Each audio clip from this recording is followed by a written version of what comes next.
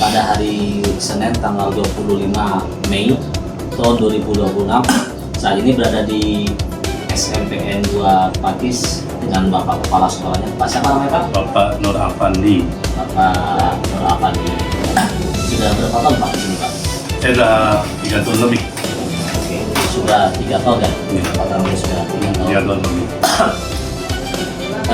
Apa sih Pak program yang saat Bapak pertama kali datang memimpin di sini sebagai kepala sekolah, jangka pendek, jangka menengah maupun jangka panjang Pak? Iya, betul.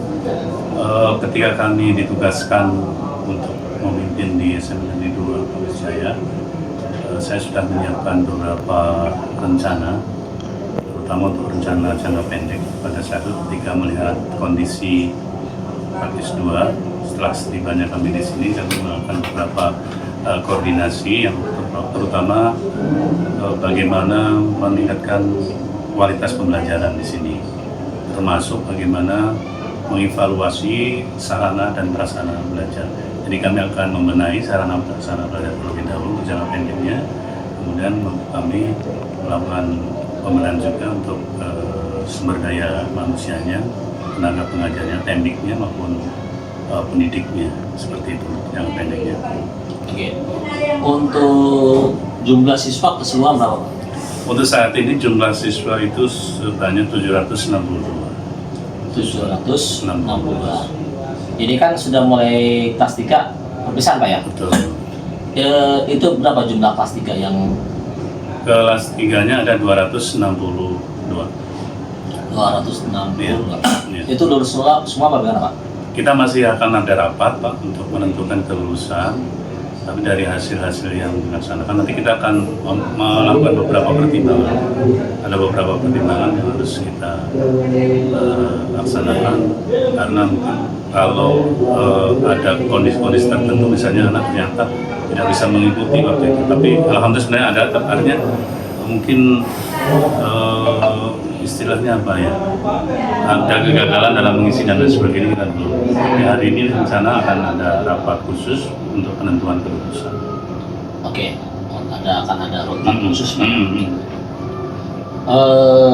Di dalam untuk meraih prestasi siswa, apa sih keunggulan di SMPN 2 Pakis Jaya ini Pak?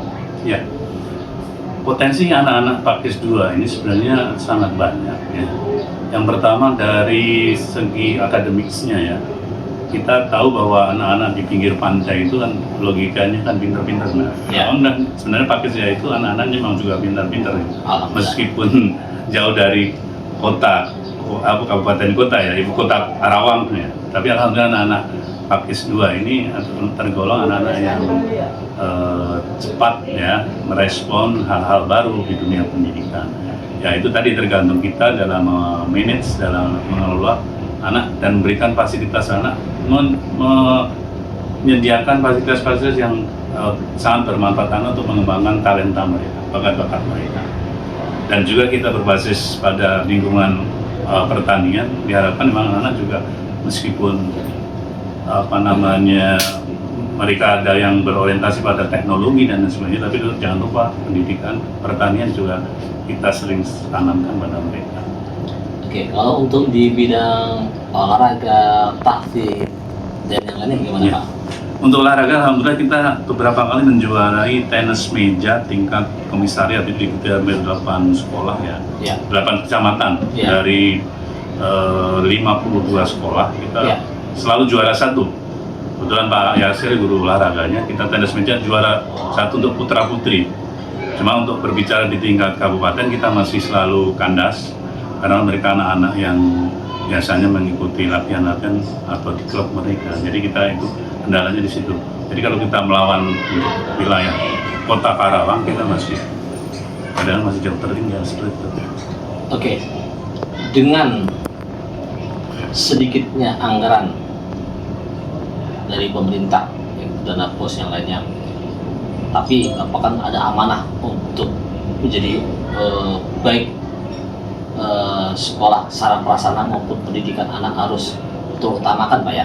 Itu Bapak bagaimana untuk memotivasi diri Bapak dan para guru dan para siswa agar bangkit dan sekolah pun sarana prasarananya bisa bertunjang. Siap. Di setiap kesempatan saya selalu menyampaikan kepada Bapak Ibu guru bahwa tugas kita adalah memberikan motivasi kepada anak-anak kita. Dengan segala keterbatasan, dengan segala kekurangan yang ada, kita harus bisa mencetak prestasi. Kita bisa membuat keberakan, dan alhamdulillah itu kita beberapa cabang olahraga, beberapa lomba-lomba sains, ya, lomba-lomba mata pelajaran kita bisa bersaing dengan teman-teman yang di kota dan tempat-tempat lain seperti itu. Walaupun jarak antara Pakis dan Kerangkota kan sangat jauh. Betul. Terkadang harus mengikuti kompetisi di Kerangkota. Iya. Anggaran harus dikeluarkan, sedangkan ini serba sulit. Iya. Dari dana BOS kurang mencukupi, dan yang ada, tapi anak bisa mengikuti itu kan pasti Bapak sebagai kepala sekolah harus bisa memecahkan permasalahan ini. Gitu. Tentu dengan semangat gotong royong, Oke. melakukan bekerja sama-sama, insya Allah hal itu bisa kita atasi. Jadi kita tidak, yang penting semangat untuk berjuang itulah yang kita tanamkan. Meskipun dengan anggaran yang minim, tidak semua kegiatan atau tidak semua hal kita biayai, tapi yang penting kita partisipasi kita dalam setiap event yang diselenggarakan oleh Dinas Pendidikan maupun Dinas atau Pemda Kabupaten Karawang, insya Allah kita akan selalu support dan kita akan selalu berpartisipasi. Oke, kan apalagi di saat adanya aturan dari dinas maupun dari gubernur dan dari pemerintah Kabupaten Karawang untuk bisa mengefisiensi terhadap anggaran ya, dana BOS dan segala macam, penggunaannya harus terrealisasi atau terdata, terakurasi. Namun ketika kita sebagai Bapak sebagai kepala sekolah ingin sedang mengikuti menjalankan program itu dan mengikuti aturan dari pemerintah baik pusat, provinsi maupun kabupaten, tiba-tiba ada berita kurang sedap dari rekan-rekan media, itu bagaimana menurut Bapak? Ya. Ini sebuah keprihatinan ya bagi kami yang sudah berjuang ya, keprihatinan bagi kami, mungkin tidak saya saja, beberapa rekan kita sudah kadang-kadang merasa keluh kesah seperti itu. Kita sudah berjuang, kita sudah berusaha untuk bersama-sama menjadi tanggung jawab dan amanah yang diberikan oleh pemerintah sebagai kepala sekolah untuk memberikan yang terbaik untuk anak-anak kita. Tapi di sisi lain kadang-kadang ada rekan-rekan pihak-pihak lain yang kadang-kadang menyudutkan kami, nah seperti itu ya. Nah itu jadi keprihatinan kami. Jadi harapan kami hal-hal seperti itu sudah bisa artinya hal-hal seperti itu tidak ada lagi lah, bahwa kami benar-benar berjuang, bahwa kami benar-benar bekerja untuk kemajuan bangsa ini, mewujudkan pembangunan bangsa Indonesia seutuhnya sebagai landasan atau sebagai tujuan dari pendidikan nasional kita.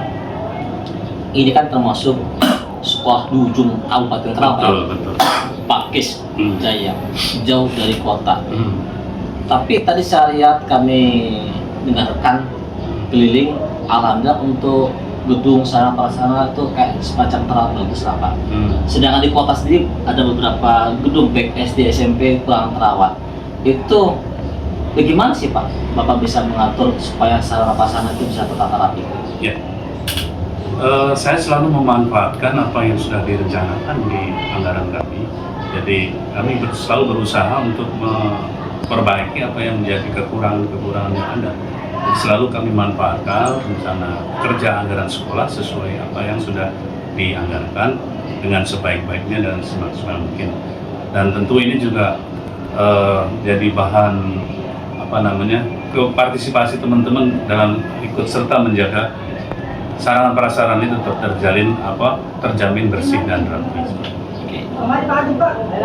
Apa sih saran motivasi Bapak untuk masyarakat maupun untuk pemerintah daerah dalam arti ini Dinas Pendidikan Kabupaten Karawang? Silakan Bapak sampaikan. Ya, tanggung jawab pendidikan itu adalah tanggung jawab kita bersama. Yang penting yang kita ketahui adalah tanggung jawab pertama adalah tanggung jawab masyarakat, tanggung jawab pemerintah. Kemudian kita sebagai lembaga pendidikan juga harus bertanggung jawab pada anak-anak didik kita, generasi muda kita untuk sukses di masa yang ada. Jadi tidak hanya pemerintah yang bertanggung jawab, tapi seluruh masyarakat, orang tua perangkat desa dari jajaran pemerintahan yang paling rendah sampai ke tingkat pusat ini ada tanggung jawab pendidikan. Insya Allah kalau kita bekerja bersama, saling mendukung, akan tercapailah apa yang menjadi tujuan dan keinginan dari bangsa Indonesia itu menjadi negara yang maju, negara yang disegani di dunia, dan tentu saja tidak meninggalkan jati diri kita sebagai bangsa, yaitu bangsa Indonesia yang selalu mengedepankan karakternya, ya, dan sebagaimana kita lihat pembangunan pendidikan adalah untuk membangun Indonesia manusia yang seutuhnya lahir dan batin. Terima kasih.